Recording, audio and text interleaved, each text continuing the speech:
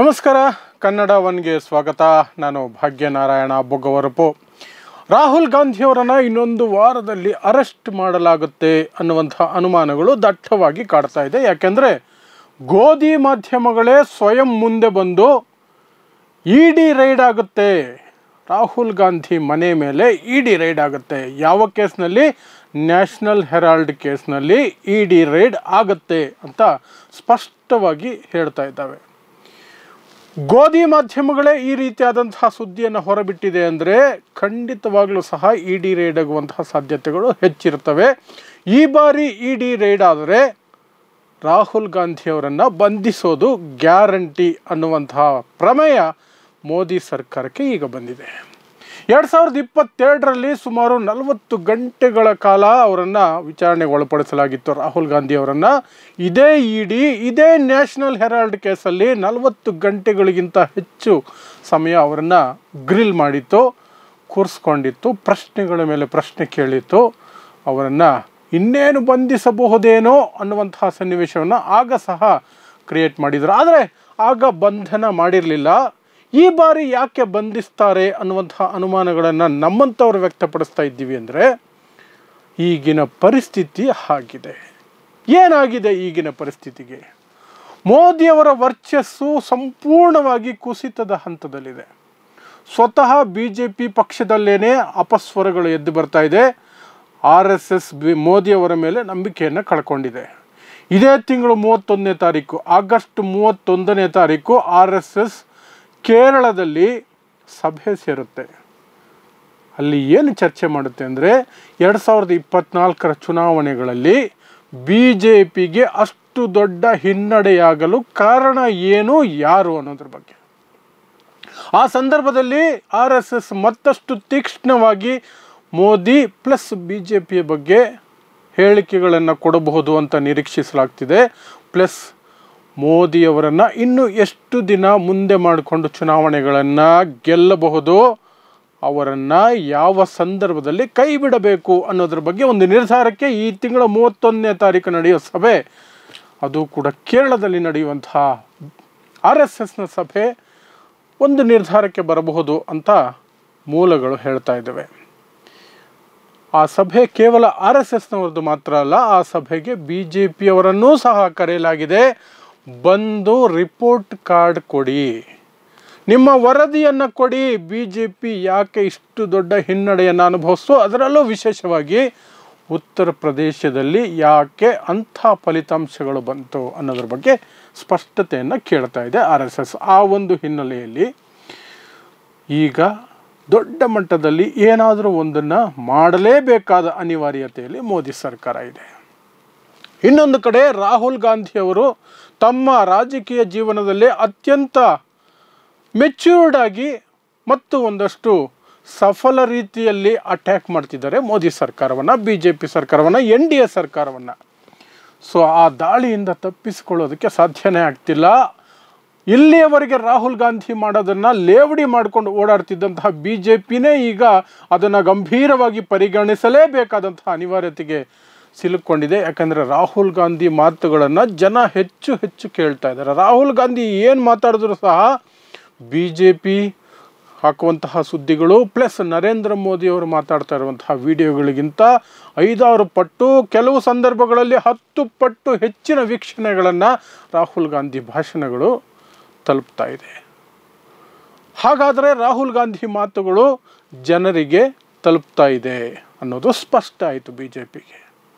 ರಾಹುಲ್ ಗಾಂಧಿ ಮಾತುಗಳು ತಲುಪ್ತಾ ಇದೆ ಅಂದರೆ ಎಂತಹ ಮಾತುಗಳು ತಲುಪ್ತಾ ಇದೆ ಅಂದರೆ BJPಯ ಏನೆಲ್ಲ ಅಜೆಂಡಾಗಳಿದ್ದಾವೆ, ಹಿಡ್ಡನ್ ಅಜೆಂಡಾಗಳಿದ್ದಾವೆ, ಅದರಲ್ಲೂ ವಿಶೇಷವಾಗಿ ಬಂಡವಾಳಶಾಹಿಗಳ ಜೊತೆ ಇವರ ಒಡಂಬಡಿಕೆ ಏನಿದೆ, ಅದಾನಿ ಅಂಬಾನಿ ವಿಚಾರದಲ್ಲಿ BJP ನರೇಂದ್ರ ಮೋದಿ ಅವರ ನಡವಳಿಕೆ ಹೇಗಿದೆ, ಅವರ ಪಾರ್ಟ್ನರ್ಶಿಪ್ ಹೇಗಿದೆ ಅನ್ನುವಂತಹ ಭಾಷಣಗಳನ್ನು ಖುದ್ದಾಗಿ ರಾಹುಲ್ ಗಾಂಧಿಯವರು ಭಾರತದ ಅತಿ ದೊಡ್ಡ ಪಂಚಾಯತ್ ಆದಂತಹ ಸಂಸತ್ತಿನಿಂದಲೇ ಹೊರಗಾಗ್ತಿದ್ದಾರೆ. ಅದು ಮಿಲಿಯನ್ ಗಟ್ಟಲೆ ಜನರನ್ನು ತಲುಪ್ತಾ ಇದೆ. ಸೊ ಈಗ ರಾಹುಲ್ ಗಾಂಧಿ ಅವರಿಗೆ ಬ್ರೇಕ್ ಹಾಕಲೇಬೇಕು. ಬ್ರೇಕ್ ಹಾಕದೆ ಹೋದರೆ ಮುಂದೆ ದೊಡ್ಡ ಮಟ್ಟದ ಪೆಟ್ಟು BJPಗೆ ಬೀಳುತ್ತೆ. BJPಗೆ ಪೆಟ್ಟು ಅಂದರೆ ನರೇಂದ್ರ ಮೋದಿ ಅವರಿಗೆ ಪೆಟ್ಟು. ನರೇಂದ್ರ ಮೋದಿ ಅವರ ಕುರ್ಚಿ ಅಲುಗಾಡ್ಬಿಡುತ್ತೆ. ಯಾಕಂದರೆ ಇನ್ನು 2 ತಿಂಗಳ ಅಂತರದಲ್ಲಿ ಅಕ್ಟೋಬರ್ನಲ್ಲಿ ಮಹಾರಾಷ್ಟ್ರದಲ್ಲಿ ಚುನಾವಣೆ ಇದೆ, ಹರಿಯಾಣದಲ್ಲಿ ಚುನಾವಣೆ ಇದೆ, ಜಾರ್ಖಂಡ್ನಲ್ಲಿ ಚುನಾವಣೆ ಇದೆ. ಈ ಸಂದರ್ಭದಲ್ಲಿ ರಾಹುಲ್ ಗಾಂಧಿ ಅವರನ್ನು ಬಾಯಿ ಮುಚ್ಚಿಸಬೇಕು, ಕಟ್ಟಿ ಹಾಕಬೇಕು ಅನ್ನುವಂತಹ ಪ್ರಯತ್ನಕ್ಕೆ ಮೋದಿ ಸರ್ಕಾರ ಮುಂದಾಗಲೇಬೇಕಿದೆ. ಇಲ್ಲದೆ ಹೋದರೆ ಕಷ್ಟ ಆಗುತ್ತೆ. ಆ 3 ರಾಜ್ಯಗಳಲ್ಲೇನಾದರೂ BJP ಸೋತರೆ ನರೇಂದ್ರ ಮೋದಿಯವರ ಫೇಸ್ ವ್ಯಾಲ್ಯೂ ಮತ್ತಷ್ಟು ಕುಸಿದು ಹೋಗುತ್ತೆ. ಯಾವ ಮಟ್ಟಕ್ಕೆ ಹೋಗುತ್ತೆ ಅಂದರೆ ಚಿಲ್ಟು ಪಲ್ಟು ಲೀಡರ್ಗಳೆಲ್ಲ BJPಯಲ್ಲಿ ನರೇಂದ್ರ ಮೋದಿಯವರನ್ನು ಪ್ರಶ್ನೆ ಮಾಡೋದಕ್ಕೆ ಆರಂಭ ಮಾಡ್ತಾರೆ. ಮೋದಿ ಚುನಾವಣಾ ಪ್ರಚಾರಕ್ಕೆ ಬರೋದು ಬೇಡ ಅನ್ನುವ ಮಟ್ಟಕ್ಕೆ ಈಗಾಗಲೇ ಅನ್ಅಫಿಷಿಯಲ್ ಆಗಿ ಮಹಾರಾಷ್ಟ್ರದ ಕೆಲವು BJP ನಾಯಕರು ಹೋಗಿದ್ದಾರೆ ಅನ್ನುವಂತಹ ಸುದ್ದಿಗಳಿದೆ. ಯಾಕಂದರೆ ಮಹಾರಾಷ್ಟ್ರ ಲೋಕಸಭಾ ಚುನಾವಣೆ ಸಂದರ್ಭದಲ್ಲಿ ಮೋದಿಯವರು ಹೋದಂತಹ ಪ್ರದೇಶಗಳಲ್ಲಿ 70% ಪ್ರದೇಶಗಳಿಗೆ, ಪ್ರಚಾರಕ್ಕೆ ಹೋದ ಪ್ರದೇಶಗಳಲ್ಲಿ 70% ಸೀಟುಗಳನ್ನು BJP ಸೋತಿದೆ. ಸೊ ಈ ಬಾರಿ ಸಾಕಷ್ಟು MLA ಅಭ್ಯರ್ಥಿಗಳು ಅಥವಾ ಆಕಾಂಕ್ಷಿಗಳು ಹೇಳ್ತಿದ್ದಾರಂತೆ, ಆದಷ್ಟು ಮೋದಿಯವರನ್ನು ಪ್ರಚಾರದಿಂದ ದೂರ ಇಡಿ, ಸಾಧ್ಯ ಆದಷ್ಟು ದೂರ ಇಡಿ.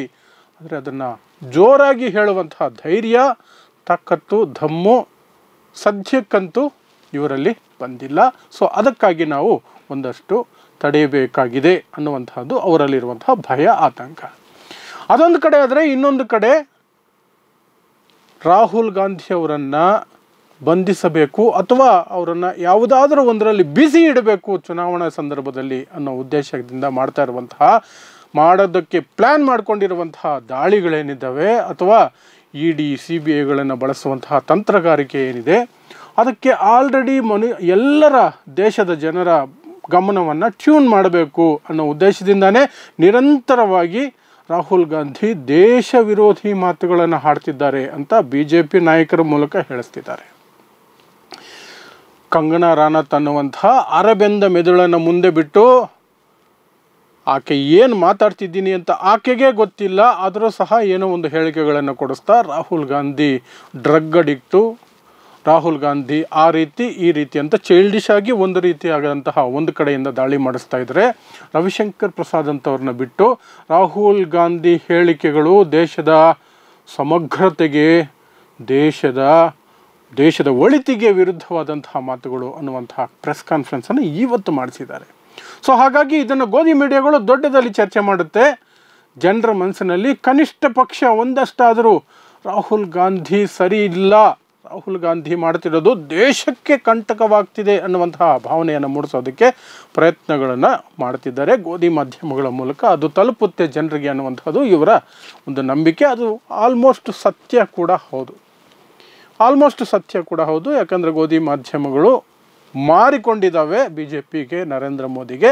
ಅವು ಖಂಡಿತವಾಗ್ಲೂ ಆ ಪ್ರಯತ್ನವನ್ನು ಅಥವಾ ಆ ಕೆಲಸವನ್ನು ಶಿರಸಾವಹಿಸಿ ಮಾಡ್ತವೆ, ತುಂಬ ನಿಷ್ಠೆಯಿಂದ ಮಾಡ್ತವೆ. ಸೊ ಇನ್ನು 1 ವಾರದ ಅಂತರದಲ್ಲಿ ರೈಡ್ ಆಗುತ್ತೆ. ಇದು ಕಳೆದ ವಾರವೇ ಆಗಬೇಕಾಗಿದ್ದಂಥ ರೈಡ್ ಆಗಸ್ಟ್ 2ನೇ ತಾರೀಕು ಮುಂಜಾನೆ 2 ಗಂಟೆ ಸಮಯದಲ್ಲಿ, ಮುಂಜಾನೆ ಅಂದರೆ ಮಧ್ಯರಾತ್ರಿ ಅಂತಲೇ ಕರಿಬೇಕು, 2 ಗಂಟೆ ಸಮಯಕ್ಕೆ ರಾಹುಲ್ ಗಾಂಧಿ ಟ್ವೀಟ್ ಮಾಡ್ತಾರೆ. ಅಷ್ಟೊತ್ತಲ್ಲಿ ಟ್ವೀಟ್ ಮಾಡ್ತಾರೆ, ಹೇಳ್ತಾರೆ ಯಾವುದೇ ಕ್ಷಣ ED ನನ್ನ ಮನೆ ಬಾಗಿಲಿಗೆ ಬರಬಹುದು, ED ರೈಡ್ ಆಗಬಹುದು ನನ್ನ ಮನೆ ಮೇಲೆ ಇವತ್ತು ಅಂತ ಬರ್ಕೊಳ್ತಾರೆ. ಅಷ್ಟು ರಾತ್ರಿಯಲ್ಲಿ, ತಡರಾತ್ರಿಯಲ್ಲಿ ಎದ್ದು ಎಕ್ಸ್ನಲ್ಲಿ ಬರ್ಕೊಳ್ಳುವಂತಹ ಅವಶ್ಯಕತೆ ಯಾವುದು ಕಂಡು ಬಂದಿಲ್ಲ, ಲಾಜಿಕಲಿ ವರ್ಕು ಆಗಲ್ಲ. ಆದರೆ ಅಷ್ಟು ಹೊತ್ತಿನಲ್ಲಿ ಬರೆದಿದ್ದಾರೆ ಅಂದರೆ ಅವ್ರಿಗೆ ಎಲ್ಲಿಂದಲೋ ನಿಖರವಾದಂತಹ ಮಾಹಿತಿ ಅಥವಾ ಕ್ಲೂ ಸಿಕ್ಕಿದೆ, ದಾಳಿ ಆಗಬಹುದು ಬೆಳಗಿನ ಜಾವ ಅಂತ. ಆ ಕಾರಣಕ್ಕೆ ಬರ್ಕೊಂಡಿದ್ದಾರೆ. ಇಲ್ಲಾಂದರೆ ಅಷ್ಟೊತ್ತಲ್ಲಿ ಬರೆಯೋ ಅವಶ್ಯಕತೆ ಇರಲಿಲ್ಲ, ನಾರ್ಮಲ್ ಡೇ ಟೈಮಲ್ಲಿ ಬರೀಬೋದಾಗಿತ್ತು. ಆದರೆ ಮಧ್ಯರಾತ್ರಿ 2 ಗಂಟೆ, ಮುಂಜಾನೆ 2 ಗಂಟೆಗೆ ಎದ್ದು ಎಕ್ಸ್ನಲ್ಲಿ ಅವರು ಇದನ್ನು ಹಾಕ್ಕೊಳ್ತಾರೆ. ಅಲ್ಲಿ ಒಂದಂತೂ ಸ್ಪಷ್ಟ ಆಯಿತು, ED CBI ಇವೆಲ್ಲವೂ ಕೂಡ ಇಷ್ಟು ವರ್ಷ ಏನು ಕಳೆದ 10 ವರ್ಷಗಳಿಂದ ಮೋದಿಯವರ ಸಂಪೂರ್ಣ ಹತೋಟಿಯಲ್ಲಿತ್ತು. ಈಗ ಸುದ್ದಿಗಳನ್ನು ವಿಪಕ್ಷಗಳಿಗೆ ಲೀಕ್ ಮಾಡುವ ಮಟ್ಟಕ್ಕೆ ಅವರು ಸಹ ಒಂದಷ್ಟು ಸರ್ಕಾರದಿಂದ ಹಿಂಜರಿತಾ ಇದ್ದಾರೆ ಅನ್ನೋದಂತೂ ಸ್ಪಷ್ಟ ಆಗುತ್ತೆ. ಯಾಕಂದರೆ ಯಾವುದೇ ಕ್ಲೂ ಇಲ್ಲದೇ ರಾಹುಲ್ ಗಾಂಧಿ ರಾತ್ರಿ ಬೆಳಗಿನ ಜಾವ 2 ಗಂಟೆಗೆ ಆ ಟ್ವೀಟ್ ಮಾಡೋಂತಹ ಅವಶ್ಯಕತೆ ಅಥವಾ ಅನಿವಾರ್ಯತೆ ಕಾಣದೇ ಇಲ್ಲ. ಸೊ ಇನ್ನು ಈ ನ್ಯಾಷನಲ್ ಹೆರಾಲ್ಡ್ ಕೇಸ್ ಏನದು? ಅದರ ಹಿನ್ನೆಲೆಯನ್ನು ಸ್ವಲ್ಪ ತಿಳ್ಕೊಂಡ್ರೆ ನಿಮಗೆ ಇನ್ನೊಂದಷ್ಟು ಈ ಕೇಸನ್ನು ಯಾವ ರೀತಿ ಇವರು ಮುಂದೆ ತೆಗೆದುಕೊಂಡು ಹೋಗಬಹುದು ಅನ್ನೋದಕ್ಕೆ ಒಂದು ಸ್ಪಷ್ಟತೆ ಸಿಗುತ್ತೆ. ನ್ಯಾಷನಲ್ ಹೆರಾಲ್ಡ್ ಅನ್ನುವಂಥದ್ದು ಆ್ಯಕ್ಚುಲಿ ಒಂದು ಪತ್ರಿಕೆ. ಇದು ಕಾಂಗ್ರೆಸ್ನ ಮುಖವಾಣಿಯ ಹಾಗೆ ಆಗ ಆರಂಭ ಆಗಿದ್ದು ಯಾವಾಗ 1938ರಲ್ಲಿ. ಅಸೋಸಿಯೇಟೆಡ್ ಜರ್ನಲ್ಸ್ ಲಿಮಿಟೆಡ್ ಅನ್ನುವಂಥ ಒಂದು ಕಂಪನಿಯನ್ನು ಜವಾಹರ್ಲಾಲ್ ನೆಹರು ಅವರು ಸ್ಥಾಪನೆ ಮಾಡ್ತಾರೆ.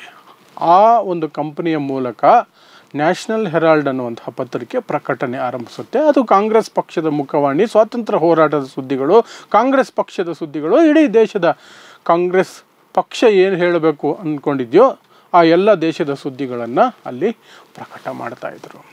ಈ ಪತ್ರಿಕೆ ಹಾಗೇ ನಡ್ಕೊಂಡು ಬರ್ತಾ ಇತ್ತು. ಹಾಗೆ ನಡ್ಕೊಂಡು ಬರ್ತಿರ್ಬೇಕಾದ್ರೆ 2008ರ ಹೊತ್ತಿಗೆ ಸಂಪೂರ್ಣವಾಗಿ ಅದು ನಷ್ಟಕ್ಕೆ ಒಳಗಾಗುತ್ತೆ ಅನ್ನುವಂಥದ್ದು ಈ ಕಂಪನಿಯ ಮೂಲಕ ತಿಳಿದು ಬರುವಂಥದ್ದು. 2008ರಲ್ಲಿ ಅದನ್ನು 90 ಕೋಟಿ ನಷ್ಟಕ್ಕೆ ಒಳಗಾಗಿ ಮುಚ್ಚಿ ಹೋಗುತ್ತೆ. ಆ ಪತ್ರಿಕೆ ಮತ್ತು ಕಂಪನಿ ಏನಿತ್ತು ಅಸೋಸಿಯೇಟೆಡ್ ಜರ್ನಲ್ಸ್ ಲಿಮಿಟೆಡ್ ಅನ್ನುವಂತಹ ಕಂಪನಿ ಮುಚ್ಚಿ ಹೋಗುತ್ತೆ. 2 ವರ್ಷಗಳ ತರುವಾಯ 2010ರಲ್ಲಿ ರಾಹುಲ್ ಗಾಂಧಿ ಮತ್ತು ಸೋನಿಯಾ ಗಾಂಧಿ ಮತ್ತೊಂದು ಕಂಪನಿಯನ್ನು ಆರಂಭಿಸ್ತಾರೆ. ಆ ಮೂಲಕ ಈ ಕಂಪನಿಯನ್ನು ತಮ್ಮ ಹತೋಟಿಗೆ ತೆಗೆದುಕೊಳ್ತಾರೆ. ಯಂಗ್ ಇಂಡಿಯಾ ಲಿಮಿಟೆಡ್ ಅನ್ನುವಂತಹ ಕಂಪನಿ ಅದು. ಆದರೆ ಅಲ್ಲಿಂದ ಯಾವ ಕೆಲಸಗಳನ್ನು ಸಹ ಆರಂಭಿಸೋದಿಲ್ಲ. ಇಲ್ಲಿ ಕೇಳಿಬಂದಿರುವಂತಹ ಆರೋಪ ಏನು ಅಂದರೆ ಸುಮಾರು 2,000 ಕೋಟಿ ರೂಪಾಯಿಗಳ ಆಸ್ತಿಯನ್ನು ಅಸೋಸಿಯೇಟೆಡ್ ಜರ್ನಲ್ಸ್ ಲಿಮಿಟೆಡ್ನ ಆಸ್ತಿಯನ್ನು ಕಬಳಿಸೋದಕ್ಕೆ 2010ರಲ್ಲಿ ರಾಹುಲ್ ಗಾಂಧಿ ಮತ್ತು ಸೋನಿಯಾ ಗಾಂಧಿ ಅವರು ಈ ಕಂಪನಿಯನ್ನು ಯಂಗ್ ಇಂಡಿಯಾ ಲಿಮಿಟೆಡ್ ಅನ್ನುವಂಥ ಕಂಪನಿಯನ್ನು ಆರಂಭಿಸಿದ್ರು. ಇಲ್ಲಿ ಅಕ್ರಮ ನಡೆದಿದೆ. ಯಾಕೆಂದರೆ ರಾಹುಲ್ ಗಾಂಧಿನೇ ಡೈರೆಕ್ಟರ್ ಈ ಕಂಪನಿಗೆ, ಸೋನಿಯಾ ಗಾಂಧಿನೇ ಡೈರೆಕ್ಟರ್. ಅವರಿಬ್ಬರ ಹೆಸರಿನಲ್ಲಿ 70% ಹೂಡಿಕೆ ಇದೆ. ಇನ್ನು 30% ಮಾತ್ರ, ಉಳಿದ 30% ಮಾತ್ರ ಇಬ್ಬರು ಬೇರೆ ಕಾಂಗ್ರೆಸ್ ನಾಯಕರ ಹೆಸರಿನಲ್ಲಿದೆ. 70% ರಾಹುಲ್ ಗಾಂಧಿ ಮತ್ತು ಸೋನಿಯಾ ಗಾಂಧಿ ಹೆಸರಲ್ಲಿದೆ. ಅವರು 2,000 ಕೋಟಿ ರೂಪಾಯಿಗಳ ಈ ನ್ಯಾಷನಲ್ ಹೆರಾಲ್ಡ್ ಆಸ್ತಿಯನ್ನು ಕಬಳಿಸೋದಕ್ಕೆ ನೋಡಿದ್ರು ಅಂತ. ಸೊ ಅದನ್ನು ಸೀಸ್ ಮಾಡೋದಕ್ಕೆ ಮೋದಿ ಸರ್ಕಾರ ಪ್ರಯತ್ನ ಮಾಡುತ್ತೆ. ಆದರೆ ಸುಪ್ರೀಂ ಕೋರ್ಟ್ ಆ ನಂತರ 2014ರಲ್ಲಿ BJP ತನಿಖೆಗಳನ್ನು ಆರಂಭಿಸುತ್ತೆ. ಮೋದಿ ಗೌರ್ಮೆಂಟ್ ಬಂದ ತಕ್ಷಣವೇ ಆರಂಭಿಸುತ್ತೆ.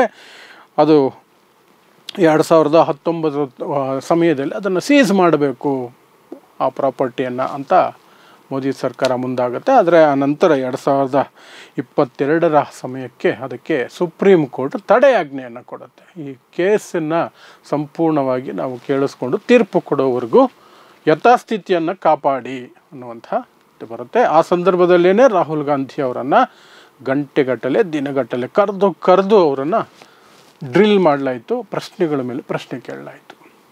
ಸೊ ಇದೇ ಪ್ರಕರಣವನ್ನು ಈಗ ರೀಓಪನ್ ಮಾಡುವಂತಹ ಕೆಲಸವನ್ನು ಮೋದಿ ಸರ್ಕಾರ ದೊಡ್ಡ ಮಟ್ಟದಲ್ಲಿ ಮಾಡುತ್ತೆ. ದೊಡ್ಡ ಮಟ್ಟ ಅಂದರೆ ಅರೆಸ್ಟ್ವರೆಗೂ ಕೂಡ ಹೋಗುತ್ತೆ ಅನ್ನುವಂಥದ್ದು ಎಲ್ಲರ ಅನುಮಾನ. ಯಾಕೆ ಅರೆಸ್ಟ್ವರೆಗೂ ಹೋಗುತ್ತೆ ಅನ್ನುವಂಥದ್ದಕ್ಕೆ ಮೊದಲೇ ಹೇಳಿದೆ, ರಾಹುಲ್ ಗಾಂಧಿ ಅವರನ್ನು ಈ 3 ರಾಜ್ಯಗಳ ಚುನಾವಣೆ ಏನಿದೆ ಆ ಸಂದರ್ಭದಲ್ಲಿ ಕಟ್ಟಿ ಹಾಕಬೇಕು, ಪ್ರಚಾರದಿಂದ ದೂರ ಇಡಬೇಕು. ಪ್ಲಸ್ BJP ಈ ನಡುವೆ ಕೇವಲ ರೇಡಿಗೆ ನಿಲ್ಲಿಸ್ತಾ ಇಲ್ಲ, ಮುಖ್ಯಮಂತ್ರಿಗಳನ್ನೇ ಅರೆಸ್ಟ್ ಮಾಡಿಸಿ ಜೈಲಿಗೆ ಕಳಿಸ್ತಾ ಇದೆ ಅನ್ನೋದಕ್ಕೆ ಕೇಜ್ರಿವಾಲ್ ಆಗಿರಬಹುದು, ಹೇಮಂತ್ ಸೊರೇನ್ ಆಗಿರಬಹುದು, ದೆಹಲಿಯ ಕೆಲವು ಮಂತ್ರಿಗಳಾಗಿರಬಹುದು, ಮತ್ತು ಅವರೆಲ್ಲ ಬೇಲ್ಗಾಗಿ ಪಡ್ತಾ ಇರೋಂಥ ಕಷ್ಟ ಇದೆಯಲ್ಲ, ಮನೀಶ್ ಸಿಸೋಡಿಯಾ 17 ತಿಂಗಳ ನಂತರ ಬೇಲ್ ಪಡ್ಕೊಂಡು ಹೊರಗಡೆ ಬಂದಿದ್ದಾರೆ. ಸುಪ್ರೀಂ ಕೋರ್ಟ್ ಹೇಳುತ್ತೆ ಏನೂ ಮಾಡದೆ ಸುಮ್ಮನೆ ಜೈಲಲ್ಲಿ ಇಟ್ಟಿದ್ದಾರಲ್ಲ, ತನಿಖೆ ಮುಂದಕ್ಕೆ ಹೋಗ್ತಿಲ್ವಲ್ಲ, ಸುಮ್ಮನೆ ಅರೆಸ್ಟ್ ಮಾಡಿದ್ದೀರಲ್ಲ ಅಂತ ಹೇಳಿ ಬೇಲನ್ನು ಕೊಟ್ಟು ಬಿಡುಗಡೆ ಮಾಡಿದೆ. ಆ ರೀತಿ ಹೇಮಂತ್ ಸೊರೇನ್ ಕೂಡ ಜೈಲಿಂದ ಬಿಡುಗಡೆ ಆಗಿ ಬರೋದಕ್ಕೆ 6-7 ತಿಂಗಳಾಯಿತು.